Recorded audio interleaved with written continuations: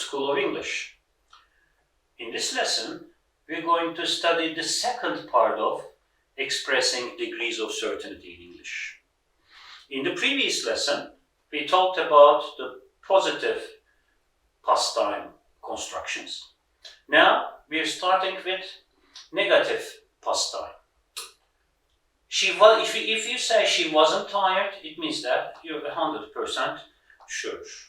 If you start using modals, she can't or couldn't have been tired, it's a strong inference. You have strong evidence that this can happen or can't happen, pardon me. You're 99% sure. She mustn't have been tired. You're 95% sure. Again, this is inference. You have clues or evidence as to the perform. She mustn't have been tired. If you say she mustn't have been tired, it means that you're 95% sure.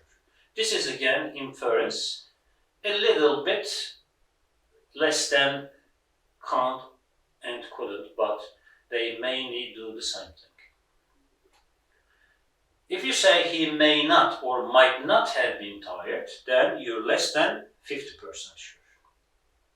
How about future time? How do we express degrees of certainty in future time? If you use will, it's you're sure, 100% sure. He will be successful. If you use should or ought to, it's inference, deduction. He should be successful or he ought to be successful. You're 90% sure.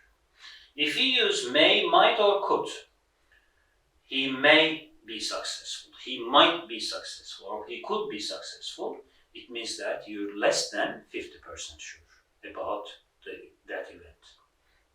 And we have a structure here.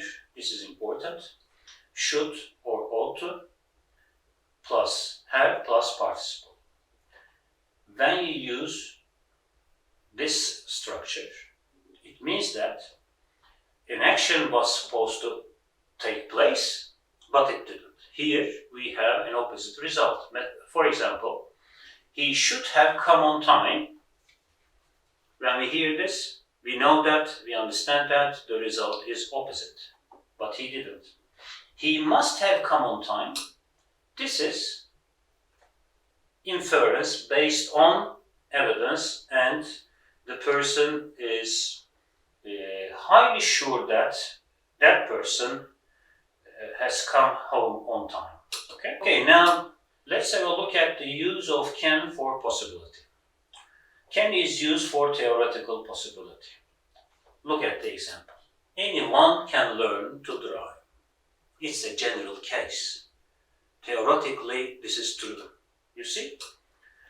It isn't used to express present or future possibility. We do not use can to express present or future possibility for specific cases. Instead, we use for present or future possibility, we use may, might, or could. It may rain soon. This is future possibility.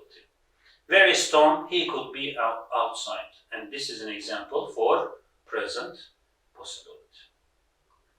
And we have two more sentences to compare. It can be rainy in London. You see? This is the general case. Theoretically, it's true. It can be rainy in London in general. It may rain in London tomorrow. This is a specific case. Specific case expressing future possibility. That's all. Thanks for watching.